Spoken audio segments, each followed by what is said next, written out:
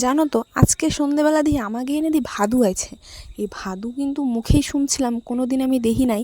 কিন্তু হ্যাঁ, এই 2 বছর ধরে কিন্তু আমি দেখতেছি এইভাবেই অনেক ছেলেরা আসে এই ভাদু প্রতিমাটারে নিয়ে।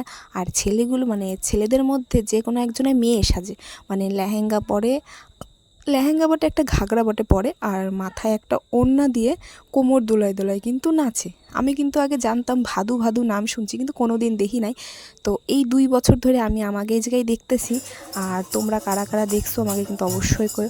আর সত্যি নাচটা দেখতে কিন্তু অসাধারণ লাগতেছিল আমার। অয়ন রে, দেহি কেমন লাগতেছে তোরে? দেহি কেমন লাগতেছে?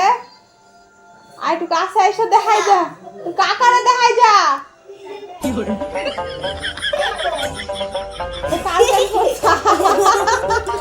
কাল গান পড়ছে এটা, দাদুর 12 মুন্ডা।